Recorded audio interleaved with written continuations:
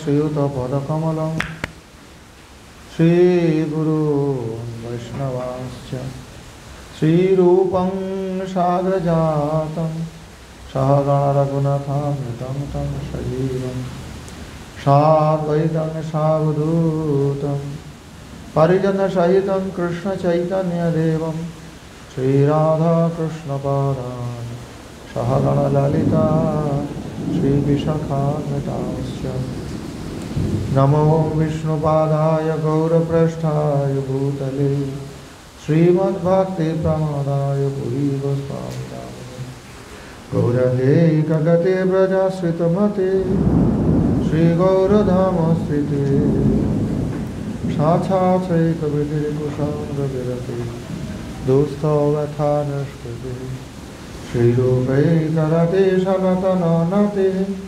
श्रीजीवतेजस्तते श्रीसिद्धान्तसरस्वती विजयते गौड़ीयगोष्ठीपते नानाशास्त्रविचारणैकनिपुणो सधर्मसंस्थापको लोकानां त्रिभुवने मान्यौ शरण्यागतौ राधा कृष्ण पदारविंद भजना नंदेन मतारितो वंदे रूप सनातन रघुलो श्रीजीव गोपालको यं प्रव्रजन्तमनुपेतमपेतकृत्यं द्वैपायनो विरहता परमाजुहाव पुत्रेति तन्मयतया तरवाविनेरु मम सर्वभूतहृदय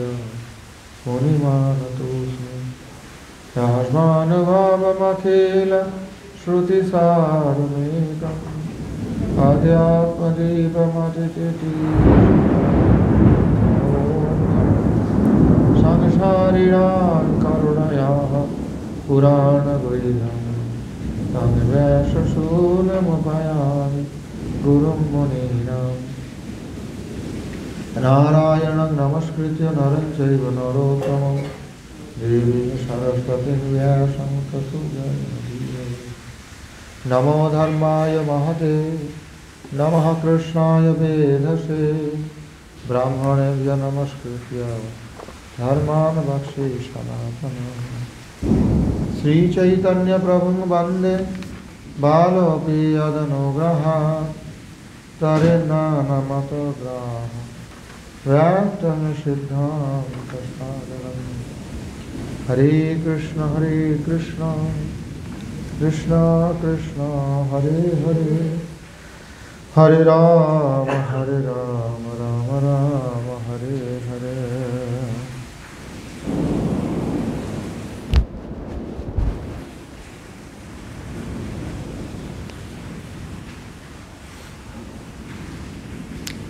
श्रीमद्भागवत महापुराणां नवमस्कन्धः द्वाविंशोऽध्यायः।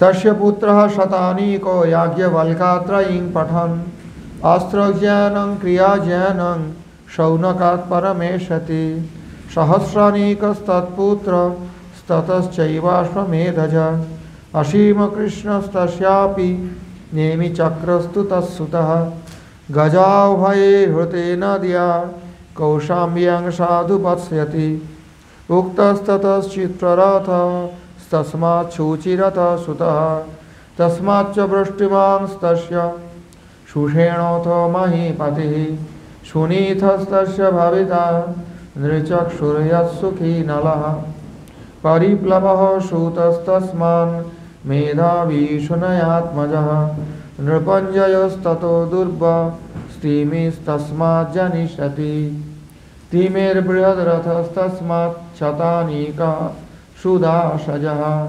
शतानीकाद्दुर्दमनस्तस्य पत्यं महीनरः दण्डपाणिर्निमिस्तस्य क्षेमको भविता यतः ब्रह्मक्षत्रस्य वयोनिर्वंशो देवर्षि सत्कृतः क्षेमकं प्राप्य राजानं संस्थां प्राप्स्यति वै कलौ अथमागत राजानो भाविनो ये वदामि ते भविता सह देवस्य मार्याश्रुतश्रवाः ततो युतायुस्तस्यापि निरमित्रोऽथ तत्सुतः सुनक्षत्रः सुनक्षत्रात् बृहस्सेनोऽथ कर्मजित् ततः सूतं जयाद्विप्रः शुचिस्तस्य भविष्यति क्षेमोऽथ सुव्रतस्तस्मात् धर्मसूत्रः समन्ततः धूमत्सेनोऽथ सुमतिः सुबलो जनिता ततः सुनीतः सत्यजिदथ विश्वजिदयद्रपुञ्जयः बार्हद्रथाश्च भूपाला भाव्यः सहस्रवत्सरम्। जय जय इति श्रीमद्भागवते महापुराणे ब्रह्मसूत्रभाष्ये पारमहंस्यां संहितायां वैयासिक्यां नवमस्कन्धे शान्तनुवंशकीर्तनं नाम द्वाविंशोऽध्यायः। हरिः ओं तत्सत्। श्रीकृष्णार्पणमस्तु। कृष्णाय वासुदेवाय देवकी नन्दनाय च नन्दगोपकुमाराय गोविन्दाय नमो नमः। तस्य जन्मेजय के पुत्र शतानीक याज्ञवल्क्य के निकट त्रयी विद्या क्रियाज्ञान, कृपाचार्य के निकट अस्त्र विद्या और शौनक के निकट आत्मतत्व ज्ञान लाभ करेंगे। भविष्यत काल वर्णन करছেন। ये भविष्यत এটা হবে। জন্মেজয়ের পুত্র কারণ জন্মেজয় পরীক্ষিত মহারাজের পুত্র, তার পুত্র শতানীক পরীক্ষিত মহারাজ দেখেনি কি করবে সে। সুখদেব মহারাজ বর্ণন করছেন এই শতানীক याज्ञवल्क्य ऋषिर निकटे त्रयी विद्या अर्थात वेद विद्या लाभ करबेन, क्रिया ज्ञान लाभ करबेन। सब बंगालीरा, सब बंगाली है हैं? तारे तो बांग्ला बोली है बेना बंगाली।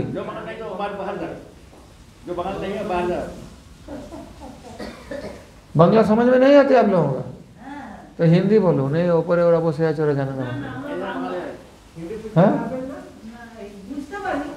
আরে ওই যে বসে আছে বলছে তো আমি বাংলা বুঝতে পারি না।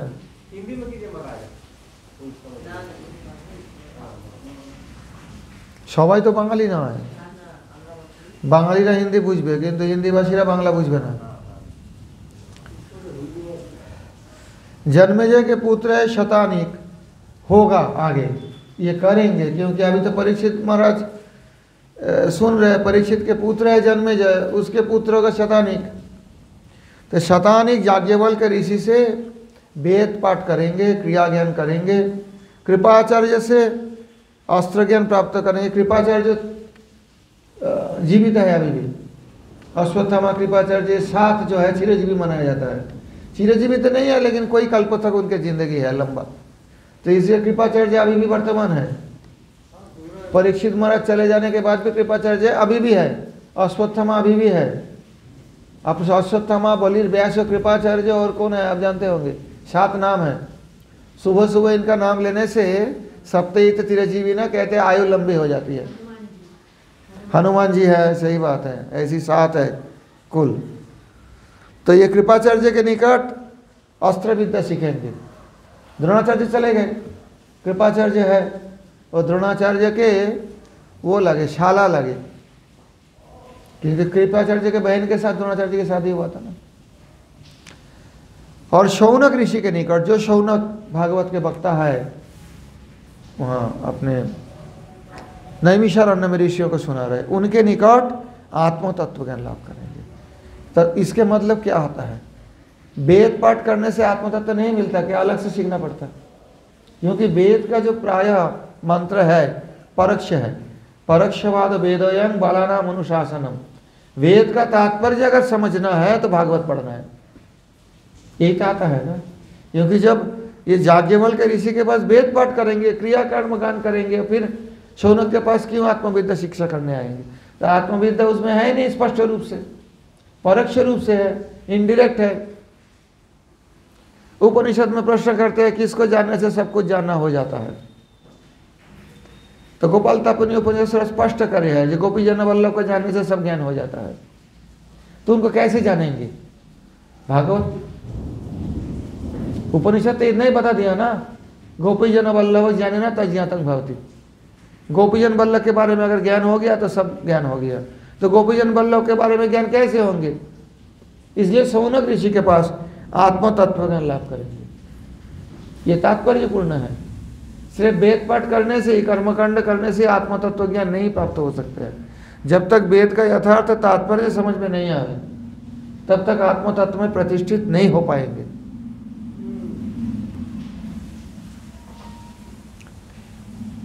शतानिक के पुत्र होंगे, सहस्रानिक होंगे, भविष्य काल वर्णन कर रहे हैं। सहस्रानिक से अश्वमेधज जन्म लेंगे। अश्वमेधज के पुत्र होंगे असीम कृष्ण और उनके पुत्र होंगे नेमि चक्र। नेमि चक्र हस्तिनापुर नदी के बनिया से प्लावित होने पर, अर्थात हस्तिनापुर जो है गंगा किनारे है, जब हस्तिनापुर में प्लावन हो जाएगा, इसके कारण है, ये भी तात्पर्य है, समझना है। जैसे मायापुर, कभी गंगा इधर आती है तोड़ तोड़ के, कभी उधर जाती है तोड़ते तोड़ते किनारे। तो क्या होता है, जब नदी किनारे कोई शहर या गांव बैठते हैं, नदी जब तोड़ने लगते हैं इधर, तो वहाँ से उठ के कहीं और बैठना पड़ता था पहले। अभी तो सरकार वो पत्थर पत्थर डाल के कैसी कैसी करके उसमें बांध लगा रहे, नहीं तो गंगा जी सारे मड ले लेते। मेरे सामने मैंने देखा, लगभग वो मायापुर के रास्ता तक आ गई थी गंगा जी। तो बड़े बड़े पत्थर डाल डाल के वो भी पत्थर बह जा रहे, तो फिर क्या किया, लोहे के जाली के अंदर बड़े बड़े बोल्स्टर पत्थर जो है उसको भर के तब डाला गया, तब जाके रुका। वो जो भांगन है वो तो तोड़ देते नहीं तो जब हस्तिनापुरी नदी के बनिया से प्लावित होने पर, उसका मतलब क्या, हस्तिनापुरी के उधर गंगा जी आ जाएगी, तब कौशाम्बी नामनी पुरी में निवास करेंगे। अर्थात हस्तिनापुर छोड़ के जो शतानिक के पुत्र सहस्रानिक नेमि चक्र, उनके वंश में जो नेमि चक्र, चित्ररथ, शुचिरथ, नेमि चक्र हस्तिनापुर जब प्लावित हो जाएंगे, अर्थात गंगा जी हस्तिनापुर को ग्रास कर लेंगे, तब ये कौशाम्बी नामनी पुरी में निवास करेंगे। पहले तो ये चाकदा में जो जगन्नाथ जी है गंगा किनारे थे। वो जो जगदीश पंडित जहाँ स्थापन किए थे जगन्नाथ जी को, गंगा किनारे। अभी गंगा वहां से कोई किलोमीटर दूर है, नदी इधर उधर चलती रहती है। अभी तो हम लोग ये बात डाल के उनकी गति को जो है ये कर दिया, कमजोर कर दिया, नहीं तो जमुना जी भी ऐसे ही करते, तोड़ते रहते इधर उधर। अब उसमें बैरेज लगा के वो पानी जो है नहर में बहा दिया जाता है, तो नदी का वो प्रवाह है ही नहीं। बरसात में थोड़ा बहुत पानी छाड़ते हैं, बाकी तो साल भर ऐसे ही चलती है।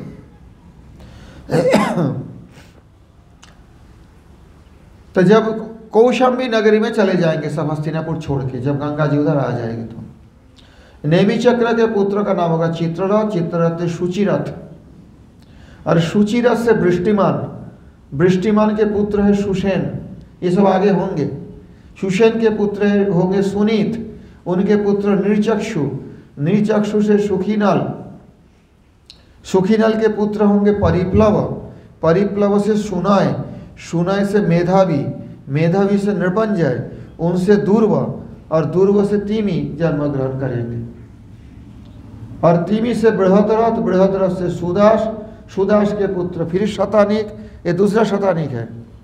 एक ही वंश में कोई नाम हो जाते हैं, आगे 10-20 पीढ़ी बाद किसके याद रहते हैं, दूसरा नाम लगा देते, वही नाम लगा देते हैं।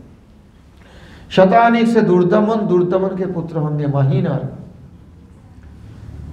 और महीनर के पुत्र दंडपाणी, उनके पुत्र निमि, उनसे क्षेमक, ब्राह्मण और क्षत्रिय कुल के कारणभूत देव ऋषिगण के पूज्य ये सोम वंश अर्थात चंद्र वंश मैंने कीर्तन किया।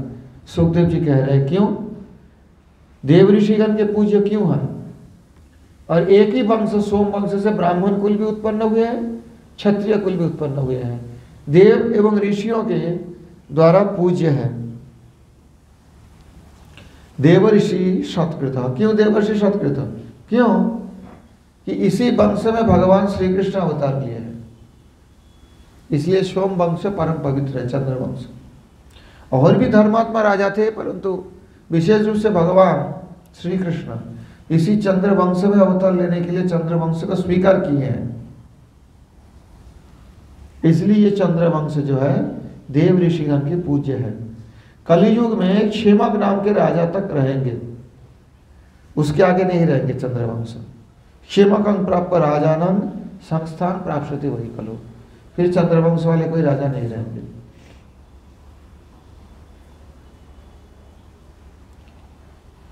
अब मैं मागध राजा देव की बात कहता हूँ। मागध राजा, मगध था बिहार के कुछ प्रांत, कुछ झारखंड के प्रांत लेकर एक मगध साम्राज्य था। अब पहले ये था कि जिस राजा को ज्यादा बल होता तो अपने साम्राज्य बढ़ा लेते,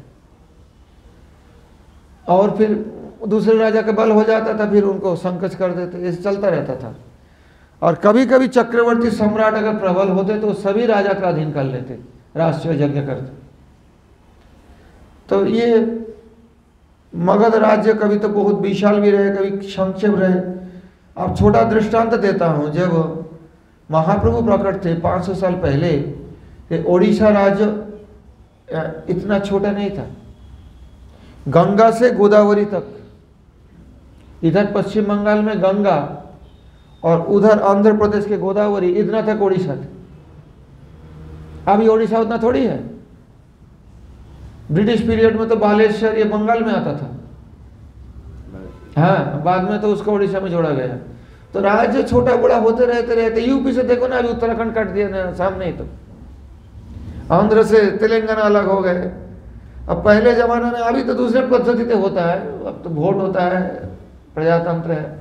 पहले राजा लोगों का जितना बल होते अपने राज्य विस्तार कर लेते आगे, और फिर बल घट जाते तो दूसरी राजा फिर कब्जा कर लेते।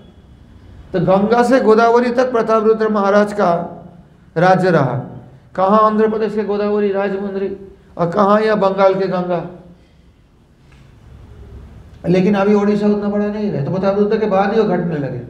आसपास के राजा जो है प्रबल होकर धीरे धीरे राज्य विस्तार करने लगे। तो ओडिशा ऐसे ही होता था पहले।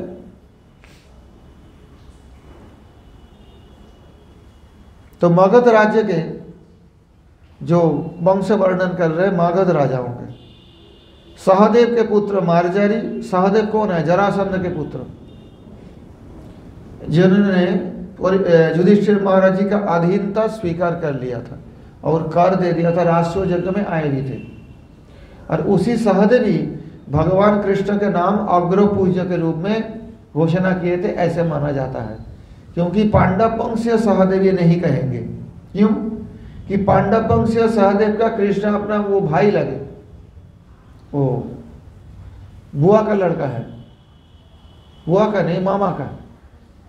तो अगर पांडव के सहदेव अगर कृष्ण का नाम प्रस्ताव करे कि सबसे पूज्य व्यक्ति कृष्ण है, तो कहेंगे आपने ये परिवार, नेपोटिज्म कहते हैं अंग्रेजी में शब्द, नेपोटिज्म चला रहा है, ये परिवारवाद चला रहे, अपने परिवार का आदमी को बढ़ा रहे। वहां उल्लेख नहीं है भागवत में कौन सहदेव बोले थे। सहदेव वहां ठाड़े होकर राष्ट्रीय यज्ञ के बाद, आप जानते होंगे ना, शिशुपाल जब गाली देने लगे तो सहदेव ने प्रस्ताव उठाया था, सभा में प्रस्ताव पारित करना पड़ता। कौन सहदेव ये भागवत में वर्णन नहीं है, लेकिन आचार्य जी लोग अंदाजा किया है ये जरासंध के पुत्र सहदेव ने वो नाम बोला। क्योंकि विपक्ष पार्टी अगर अपने अनुकूल हो जाए और प्रस्ताव करे तो कोई बात नहीं उठाएंगे। अगर पांडव के सहदेव अगर बात उठाएंगे तो बोलेंगे अपने मामा के लड़का को देखो पूजा करवा रहे हैं या अपने परिवारवाद चला रहे हैं। ये अभी भी चलते हैं परिवारवाद, पहले भी थी थोड़ा बहुत। तो परिवारवाद नहीं आ जाए इसलिए पांडव के जो सहदेव है छोटा भाई, वो नहीं बोले कृष्ण का नाम। ये सहदेव जरासंध के पुत्र जो था, हाँ, उसने कृष्ण का नाम अग्र पूजा में प्रस्ताव किए थे राष्ट्रीय यज्ञ में, और सभी ऋषि मुनियों ने सम्मति दिए थे। हमारे सबको सम्मति है इसमें।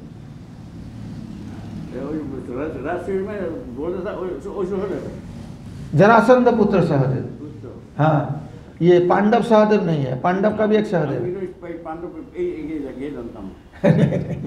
पांडव पुत्र बोलेंगे, अभी वहां उल्लेख नहीं है कौन सहदेव। सहदेव तो वो भी थे अर्जुन के भाई, और सहदेव ये भी थे। लेकिन अर्जुन के भाई बोलेंगे तो बोलेगा परिवारवाद चला रहे ये। कृष्ण तो उनका रिश्तेदार लगे, मामा का लड़का है। और ये सहदेव बोलेंगे तो कोई बात नहीं कहेंगे परिवारवाद चला रहा है। क्यों? इनका तो कोई रिश्ता नहीं, और दुश्मन था इसके पिताजी कृष्ण का। 17 बार जो है ये 18 बार आक्रमण किए थे मथुरा। अगर वो अगर कृष्ण का नाम प्रस्ताव करे तो उनके बात अलग हो जाते हैं। इसलिए आचार्य लोग ने निर्णय लिया है कि जरासंध पुत्र सहदेव ने वो नाम प्रस्ताव किया था जी कृष्ण का सर। फिर कोई बात नहीं उठा पाएंगे ना, क्योंकि जिनके पिताजी कृष्ण के खतरनाक दुश्मन थे, वो अगर प्रस्ताव रखे अगर विपक्ष बोले कि मोदी प्रधानमंत्री बने, आप फिर कहना क्या है? तो इसलिए ये सहदेव जो है ये मगध के राजा बने। जरासंध के बाद उनको मगध के सिंहासन में बैठाए थे अर्जुन और भीम ने, भगवान कृष्ण भी थे वहां पर। तो सहदेव के पुत्र है मार्जारी, उनसे है श्रुतश्रवा, उनसे युतायु, उनसे निरामित्र जन्म ग्रहण करेंगे। निरामित्र के पुत्र शुनक्षत्र, उनसे बृहस्सेन, उनसे कर्मजीत, सुतंजय, सुतंजय के पुत्र विप्र, उनके पुत्र शुचि, उनके पुत्र क्षेम, क्षेम से सुब्रत, वो सुब्रत से धर्मसूत्र, धर्मसूत्र से सम, सम से दुमत्सेन, दुमत्सेन से सुमति, और सुमति से सुबल जन्म ग्रहण करेंगे। सुबल से सुनीत, सुनीत से सत्यजीत, सत्यजीत के पुत्र है विश्वजीत, विश्वजीत से रिपुंजय। ये सब बृहद्रथ वंशीय है। बृहद्रथ वंशीय राजगण और 1000 साल तक राज करेंगे, ऐसा शुकदेव महाराज बताए आगे जाके। 1000 साल तक, 1000 साल तक ये राज करेंगे। अभी है नहीं, अभी मगध साम्राज्य कहाँ है? बहुत पहले ही वो मगध मौर्य वंश हुए हैं, जो चाणक्य ने, चंद्रगुप्त नंद वंश हुआ था, फिर मौर्य वंश हुआ, उससे पहले ये खत्म हो चुके हैं जरासंध के वंश। क्योंकि कृष्ण जब बोले, जो ये परीक्षित महाराज जी के जब भागवत सुना है, उसके बाद तो 5000 साल बीत गए। तो 1000 साल तक तो जरासंध का वंश चला मगध में, बाद में कोई राजा हुए, कोई राजा हुए, ऐसे चलते रहते।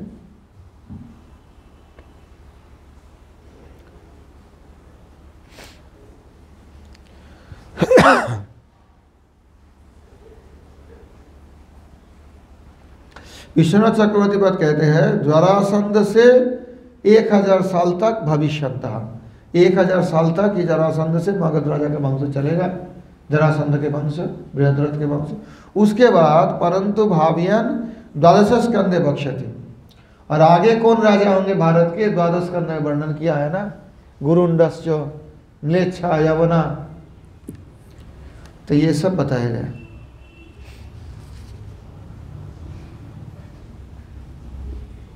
अंग्रेज की बात भी है भागवत में 12 स्कंद में। गुरुंडू क्या किया उनको, गुरुंडू, तो गुरु गुरु करके कहते हैं ना अंग्रेजी। तो एकादश मौन, मौन राजा होंगे, प्रधानमंत्री, ये राष्ट्रपति, सॉरी, चुपचाप बैठे रहेंगे, कोई पावर ही नहीं है उनका, मौन राजा है भारत में। गुरुंडू के बाद मौन राजा होंगे, वर्णन है। और गुड़ करके अंग्रेज कहते हैं व्हाट आर यू फ्रॉम, क्या फॉरेन, इसलिए उनका नाम क्या भागवत में, गुरुंडू। और गुरुंडू के बाद मौन राजा होंगे। अभी तो हमारे राजा मौन है, राष्ट्रपति का क्या पावर है, कुछ नहीं, सिर्फ स्टैम्प देना है उनको। विदेश में तो राष्ट्रपति का पावर होता है। हाँ, विदेश में हाँ पावर होता है। अमेरिका में राष्ट्रपति सर्वोच्च है और बहुत देशों में है, लेकिन भारत के संविधान के अनुसार राष्ट्रपति का कुछ नाम से वही बस सम्मान है, बाकी कुछ नहीं। यहाँ प्रधानमंत्री का पावर ज्यादा है, तो इसलिए इनको मौन राजा कहा गया है। चुपचाप बैठे रहेंगे और कुछ नहीं करना उनको। सिर्फ वो जब सेना कूच करेंगे, वो मार्च करेंगे, उनका सलामी देंगे, बस 26 जनवरी, इतना उनके है, बाकी क्या करना। अगर कोई बिल राज्यसभा लोकसभा दोनों में पास हो गया, राष्ट्रपति का भेजेंगे सिग्नेचर करने के लिए। अगर राष्ट्रपति हस्ताक्षर नहीं किया एक बार, दूसरी बार उनका बिना हस्ताक्षर बिल पास हो जाएगा, फिर उनका क्या मर्यादा है। एक संविधान है। सभा में पास हो गया, लोकसभा में, फिर राज्यसभा में कोई बिल, कोई कानून, उसको राष्ट्रपति के पास भेजा जाएगा हस्ताक्षर करने के लिए। राष्ट्रपति एक बार रिजेक्ट कर सकते हैं, दूसरी बार फिर भेजा गया, रिजेक्ट कर दिया, तो उनके बिना हस्ताक्षर वो कानून पास हो जाएगा। ये है भारत के राष्ट्रपति की शक्ति, पावर, कुछ नहीं है वास्तव में। जो भी छोड़ो, वो तो 12 स्कंद की बात है, अब तो 9वां स्कंद चल रहा है। अथ त्रयोविंशाध्यायः, अभी तो मंदिर खुला नहीं है ना, भोग लगे, चलो चलते रहे। अथ त्रयोविंशाध्यायः, श्रीशुक उवाच अनः शवनरश्चक्षुः परीक्षुश्च त्रयः सुताः सभानरात् कालनरः सृञ्जयस्तत्सुतस्ततः।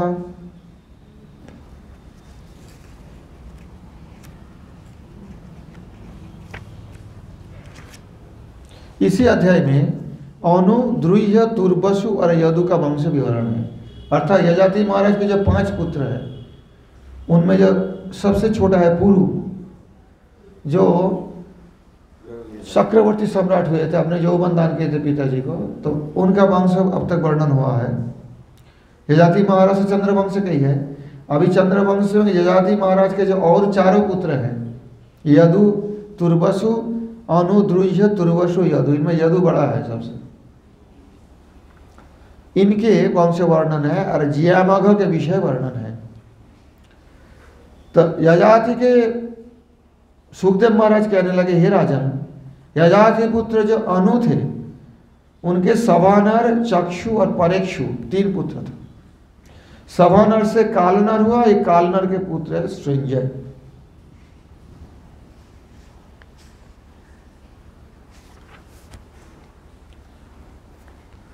जन्मेजयस्तस्य पुत्र महाशाल महामनः उशीनरस्तितिक्षुश्च महामनसात्मजौ शिबिर्वर कृमिर्दक्षश्चत्वारो शीनरात्मजा वृषाधर्व सुवीरश्च मद्रः केकय आत्मवान् शिवेश्चत्वार एवाशं स्थितिक्षश्च रुषद्रथ ततो होमत सुतपा बली सुतपसो भवत् अंगभंग कलिंगाद्या शुंभ पुण्ड्र ओड्र संहितः यज्ञरे दीर्घतमसो बले क्षेत्रे महीक्षितः चक्षुः स्वनाम्ना विषयान् षडिमान् प्राच्यकांक्षते खलपानंगतो यज्ञे तस्माद्दिविरथस्ततः सूतधर्मरथो यस्य यज्ञे चित्ररथो प्रजा रोमपाद इति ख्यातस्तस्मै दशरथः सखा शान्तं स्वकर्ण्यं प्रायच्छत् ऋष्यशृङ्ग उवाहयां देवे वर्षति यं रामा आनिन्युर्हरिणीसुतं नाट्यसङ्गीतवादित्रैर्बिभ्रमालिङ्गनार्हणे शतुराज्ञो नपत्यस्य निरूप्यष्टिं मरुत्पते प्रजामदा दशरथो येन लेभे प्रजा प्रजाः चतुरंग रोमपादात् पृथुलाक्षास्तु तत्सुतः। अभी सब वंश वर्णन कर रहे हैं। सृंजय से जन्मेजय, ये दूसरे जन्मेजय है, परीक्षित पुत्र जन्मेजय अलग है, कंफ्यूज नहीं हो जाना। सृंजय का पुत्र हुआ जन्मेजय, जन्मेजय से हुआ महाशाल, महाशाल से महामना, महामना के उशीनर और तितिक्षु दोनों पुत्र थे। उशीनर के शिवी, बर, कृमि, दक्ष 4 पुत्र था। शिवी का वृषाधर्व, सुवीर, मद्र, आत्मतत्वविद केकय, ये 4 पुत्र थे। और तितिक्षु के रुषद्रथ नाम के एक पुत्र था। रुषद्रथ से शम, उनसे सुतपा, सुतपा से बलि जन्म ग्रहण किया।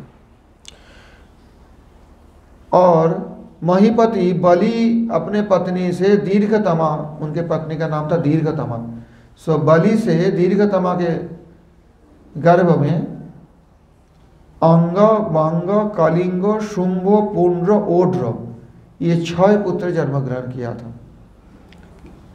ये जो 6 राज्य हुआ भारतवर्ष में, अंग आदि ये 6 महीपति अपने अपने नाम के अनुसार भारतवर्ष के पूर्व विभाग में 6 राज्य स्थापन किए थे।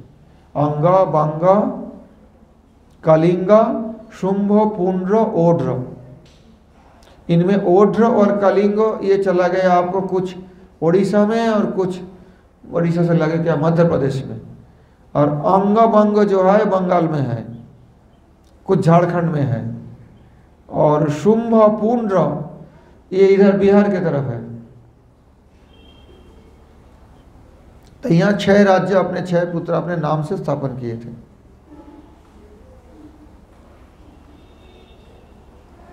अंग से खलपान, खलपान से दिविरथ जन्म लिए हैं।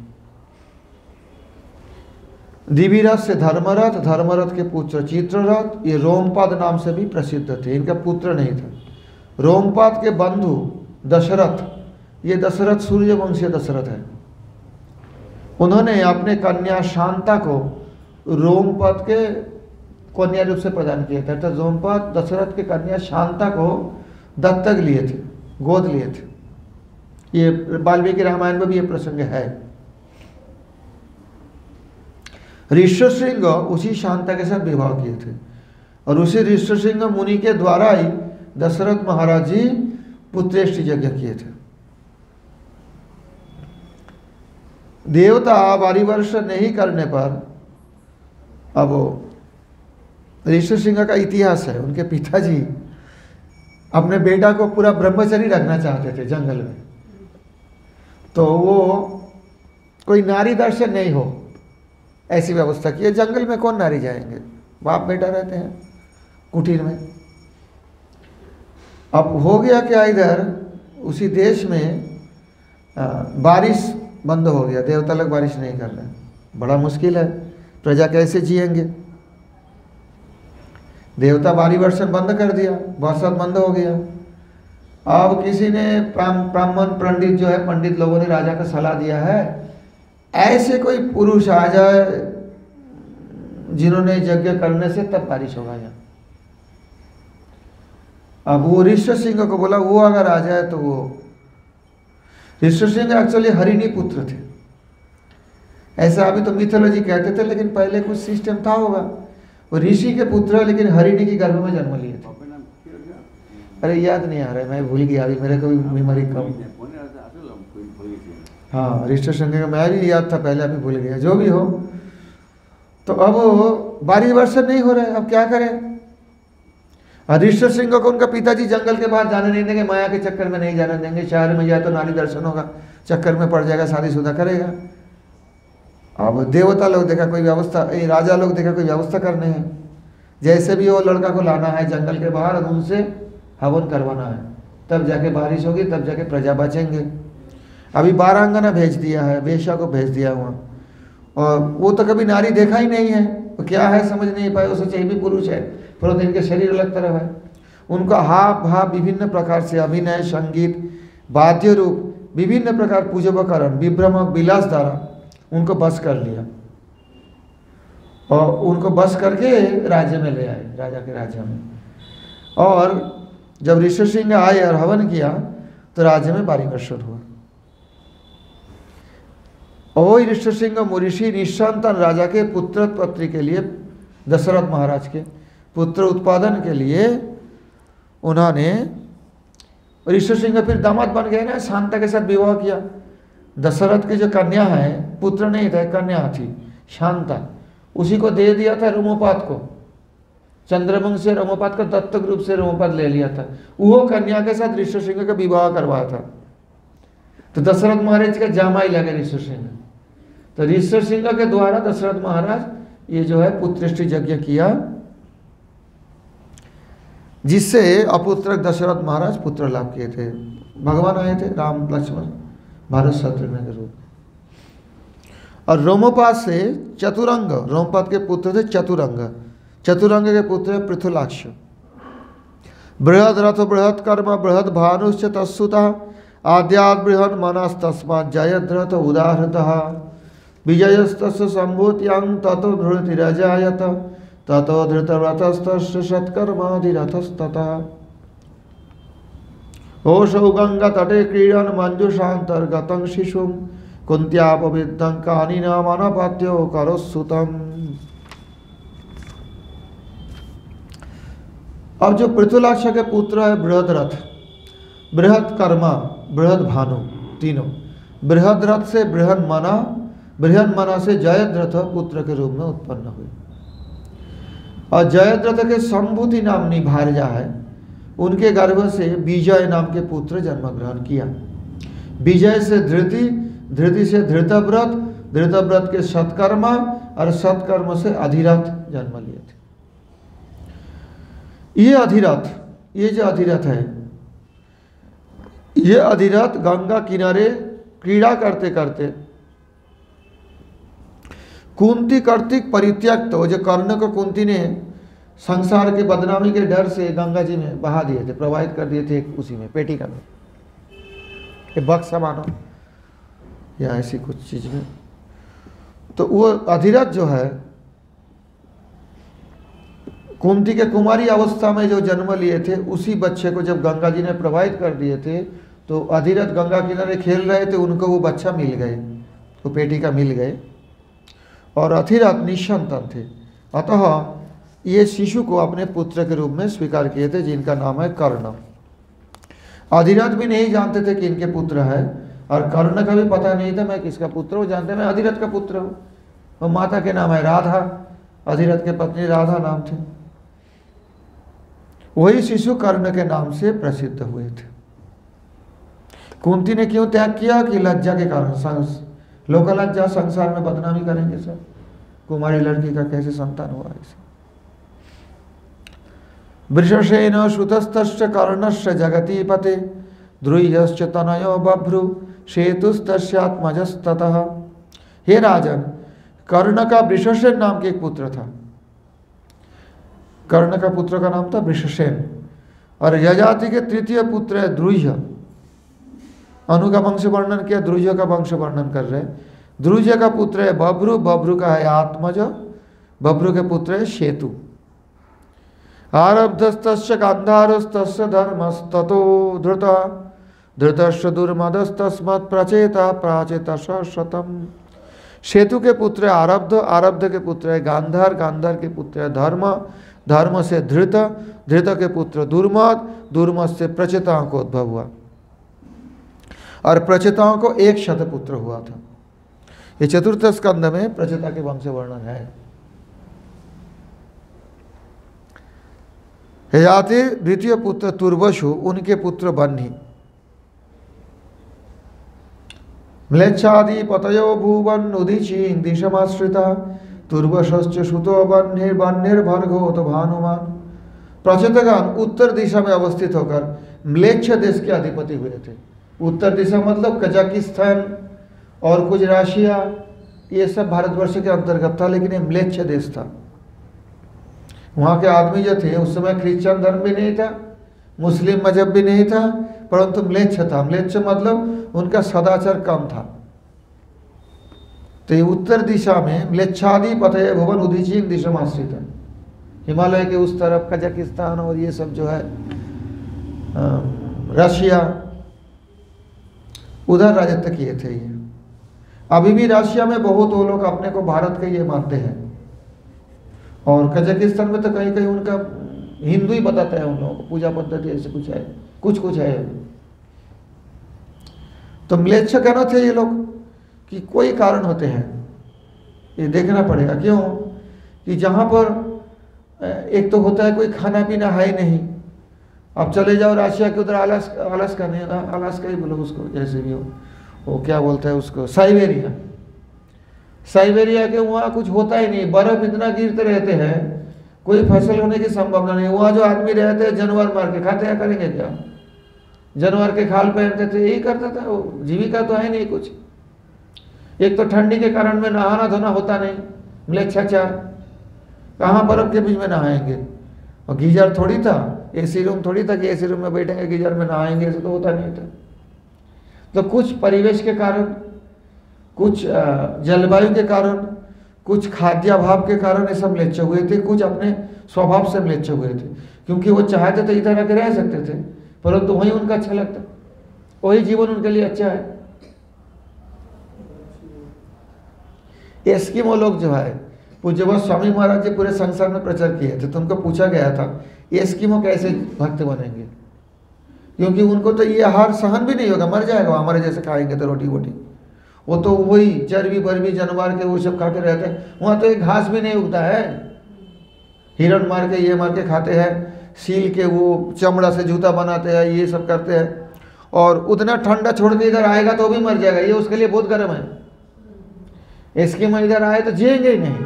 तो अगर मानो उनको इधर आके वैष्णव बनाया जाए तो भी तो जी नहीं सकते हैं, और वहाँ रहेंगे तो उसका ऐसे ही रहना है जो कि वैष्णव सदाचार पालन नहीं कर सकते। तो पूज्य स्वामी महाराज जवाब दिए थे, इस जन्म में इन लोगों का कुछ नहीं होना है, ये पशु से थोड़ा ऊपर है, इतना ही मनुष्यता है इनको, ये भक्ति नहीं कर पाएंगे, अगले जन्म में कभी भगवान की कृपा हो तो हो सकते। तो ये म्लेच्छ देश है। तो ऐसे ही साइबेरिया उधर जो रहते थे सब म्लेच्छ देश थे। और वहाँ पर ये तुर्वसु के पुत्र ये बन्नी, भार्गव से भानुमान, ये प्रचेता के जो वंश है, ये सब म्लेच्छ देश के अधिपति हुए थे उत्तर दिशा में। मंदिर खुल गया? नहीं खुला। ये बहुत आदमी समझते नहीं है, कहते हैं म्लेच्छ देश कहाँ था, उत्तर दिशा में क्या है, ये सब बात है। ये यूरोप तो प्राय देखा जाए तो भारत के अधीन में थे, लेकिन म्लेच्छ थे।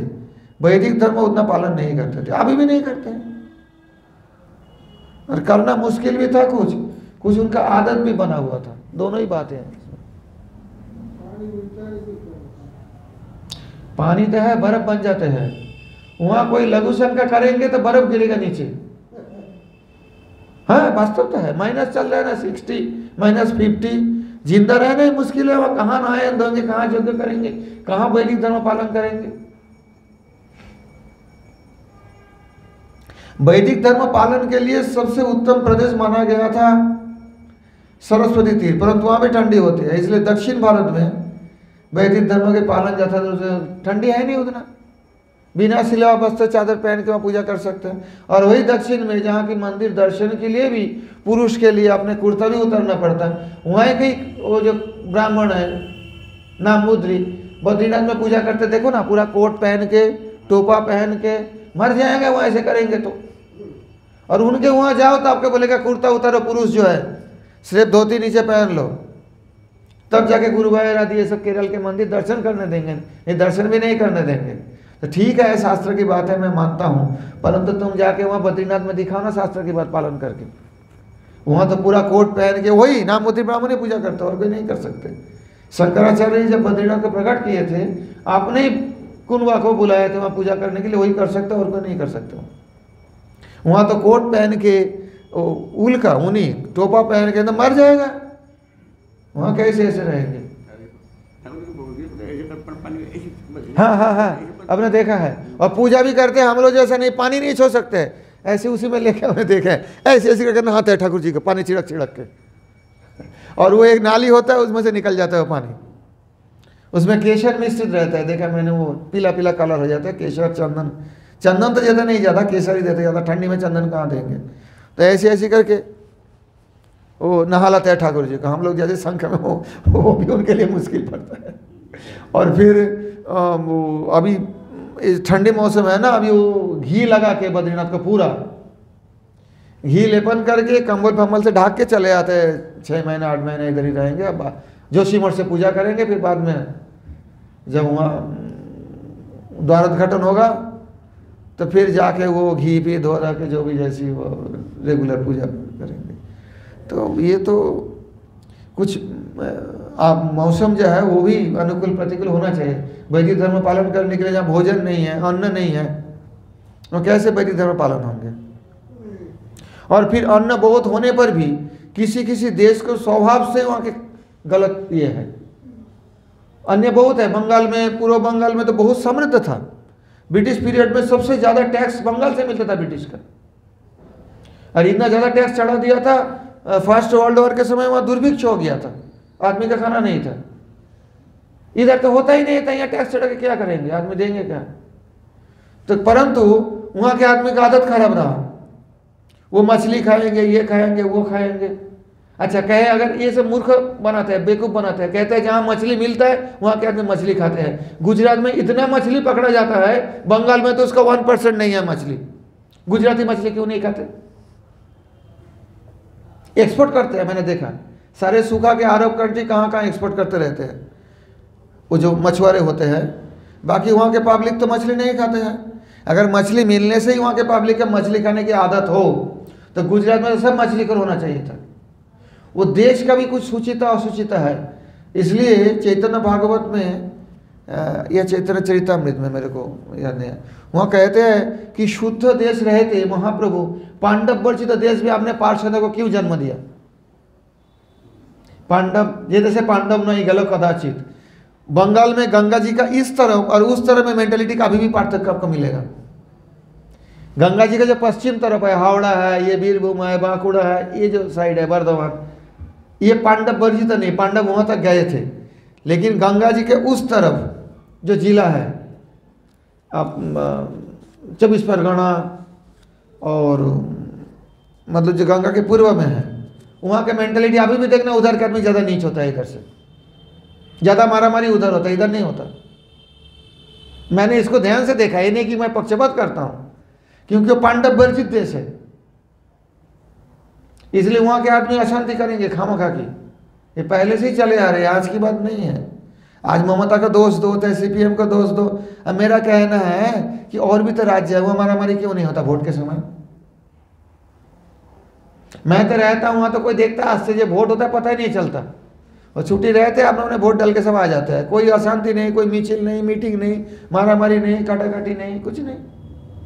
जिनको जिसको वोट देना है वोट दे के आओ। ये पांडव वर्जित देश हो, वहाँ अन्न बहुत होते थे। बंगाल में खाने का कमी नहीं था आदमी का, अन्न भी बहुत होते, फल फ्रूट होते, सब्जी होते, अभी भी होता है। मिट्टी बहुत अच्छा है, मौसम बहुत बढ़िया है, ज़्यादा ठंडी नहीं, ज़्यादा गर्मी नहीं। आदमी ऐसा क्यों खाता है वहाँ पे बताओ? फिर वैदिक धर्म वहाँ जाता है तो बिगड़ जाता है। उसका कारण ये है, किसी किसी देश को भागवत में अपवित्र देश माना गया है। और गंगा जी के इधर देखोगे तो है, जो कल्चर बंगाल का है वो गंगा जी के पश्चिम तरफ में, जहाँ पांडव निवास किए थे। और पूर्व तरफ जाओ उतने ही गलत वो सब मिलेंगे। ज़्यादा सहज ही आपको उधर मिलेंगे बांग्लादेश में, इधर नहीं मिलते उतना। वैष्णव धर्म गए उसका भी विकृत कर दिया, वैदिक धर्म गए उसका भी विकृत कर दिया। ये देश का भी कुछ प्रभाव होता है, कुछ मौसम का प्रभाव होता है, कुछ आपको जनगोष्ठी के प्रभाव होते हैं। ये सब मिल के जो है वहाँ के कल्चर बनते हैं। कोई म्लेच्छर रहते हैं, कोई सभ्य रहते हैं, कोई अनार्य रहते हैं इच्छा से, जबरदस्ती किसी को अनार्य नहीं बनाया गया, और कोई आर्य विचार से रहता है अपनी इच्छा से। ये बात है, हो गया मेरे ख्याल से बंद। तो ये जो म्लेच्छ देश है उत्तर दिशा में, रशिया है, कैस्पियन सी है, उधर जो है सारे कजाकिस्तान है, उज्बेकिस्तान है, ये सब में राजत्व किए थे। ये यदु महाराज जी के जो तुर्वश पुत्र है उस पुत्र का वंश उधर राजत्व किए थे।